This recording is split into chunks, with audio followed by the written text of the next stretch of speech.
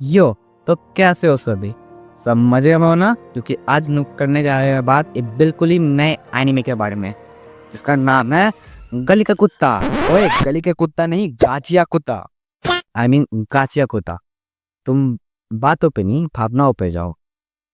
तो इस एनिमे को लिखा है केई उराराना ने। सही सुना, उराराना, उराला नहीं, उराराना।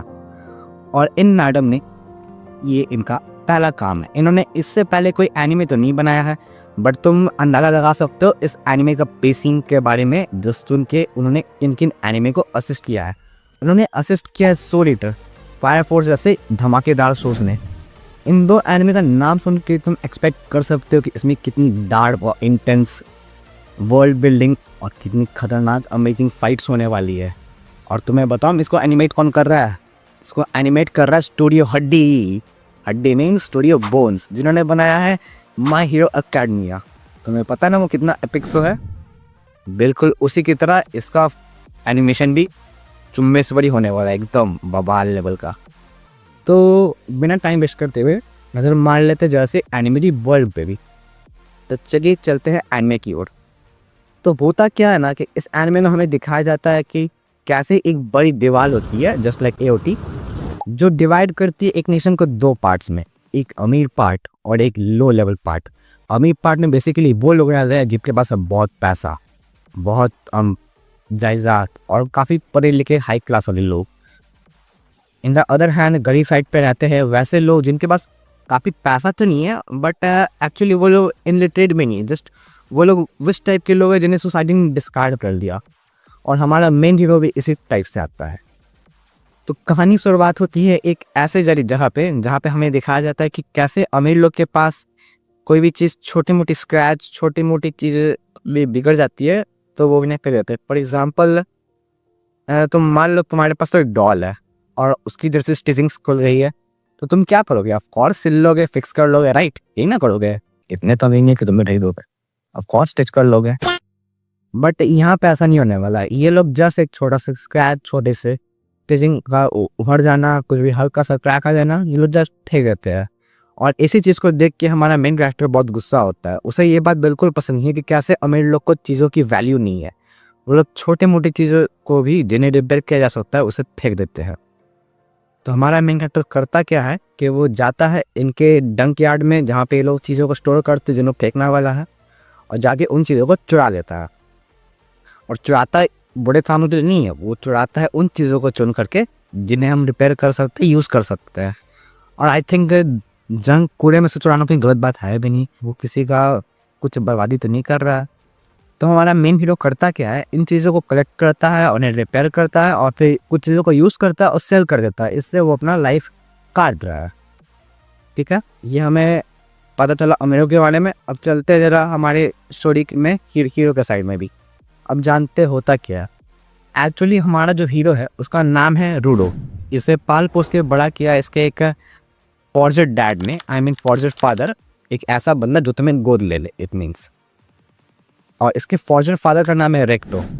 एक्चुअली इसका बैक में होता क्या है ना कि इसके जो डैड होते हैं उन्हें किसी मर्डर के क्राइम में अरेस्ट कर लिया जाता है और फेंक दिया जाता है कूड़ेदान में। तुमने सही सुना, कूड़ेदान, पिट।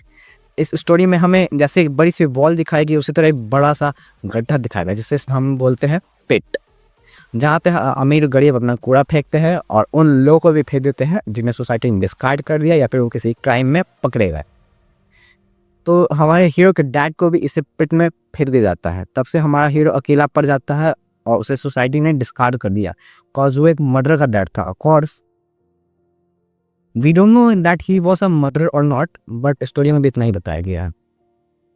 तो होता क्या है कि जब रूडो को बहुत लोग तंग कर रहे होते हैं, उसे चिढ़ा रहे होते हैं कि ये देख कितना खूनी का बेटा, ये भी खूनी बनेगा बड़ा होके, तब आप एंट्री रहता स्टोरी में recto. Recto just like a father figure है फॉर रूडो। वो हेल्प करता है रूडो का और उसे गोद लेता है, अपनाता है, उसका बाप बनता है और उसे पाल पोस के बड़ा करता है। अब चलते हैं प्रेजेंट टाइम में।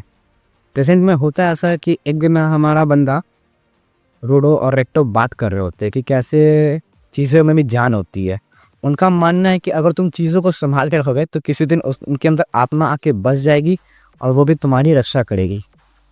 ऐसे ही वो लोग जस्ट लाइक बाप और बेटे ऐसे बातें कर रहे होते हैं और करते करते ही रात होती है, तो वो लोग सो के उठते हैं और दिन चेंज रहता है।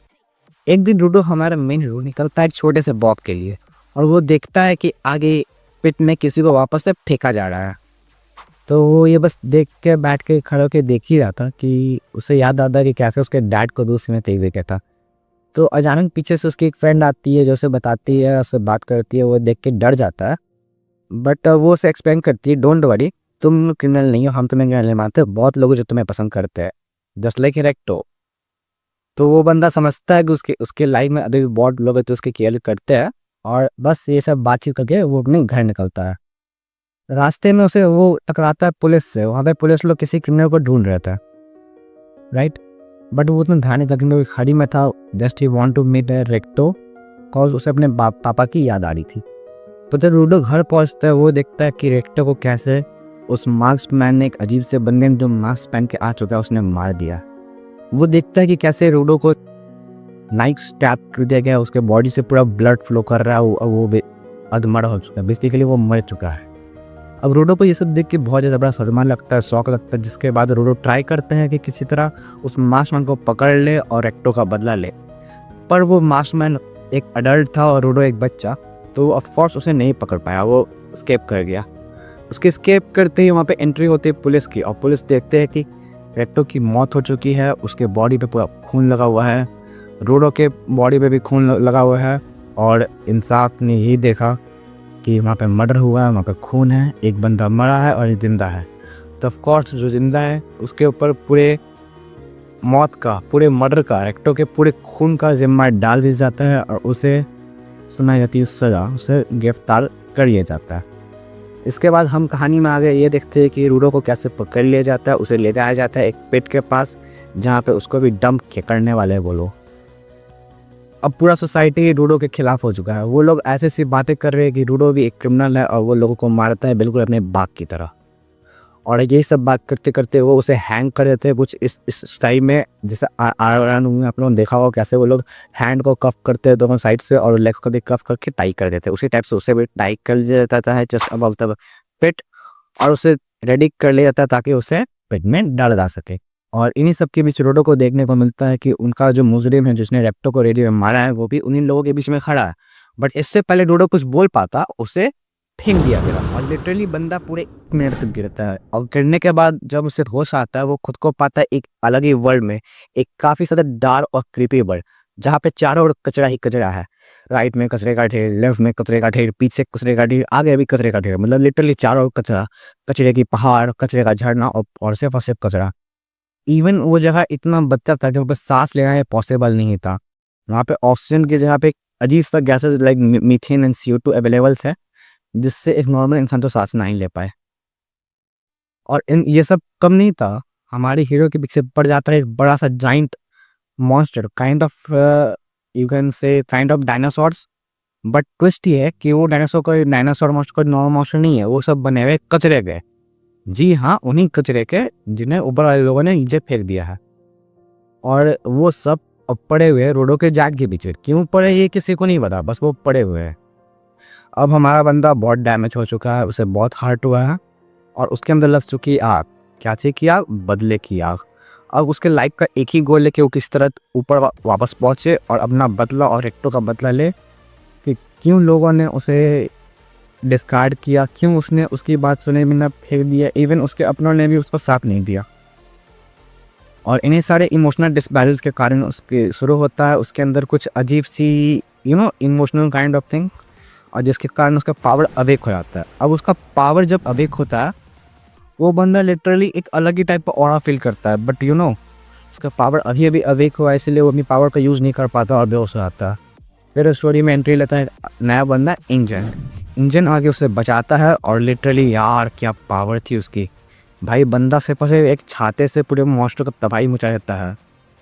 मतलब you can say that he was छाता मैन, लिटरली छाता मैन, क्योंकि वो उसका वेपन ही छाता है।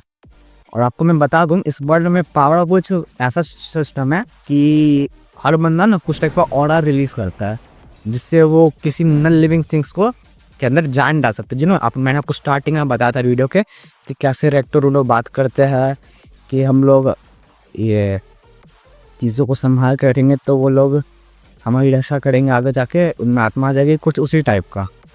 तो ये लोग अपनी पावर से आत्मा पर डाल सकते हैं किसी चीज़ के अंदर और उसे उसके मैक्स पोटेंशियल तक एक डेडली वेपन के अंदर ट्रांसफॉर्म करके यूज़ कर सकते हैं। तो भाइयों आज की वीडियो में इतना ही। और आपको जानना है कि रूडो अब बच पाएगा कि नहीं, एंजिंग गेम अब कौन है, कैसा बंदा, उसकी पावर्स क्या है, रूडो की पावर्स क्या होने वाली है और ये दुनिया कैसी है, क्यों लोग उन्हें नीचे फेंक देते हैं जिन्हें डिस्कार्ड किया कर दिया गया, क्यों ये सोसाइटी 2 पार्ट्स में डिवाइडेड है, ये सब जानने के लिए आपको देखना पड़ेगा एनिमे जिसका नाम है गाचिया कुत्ता। गली का कुत्ता नहीं, गाचिया कुत्ता। इस बार देखा मैंने सही गाना, गाचिया कुत्ता।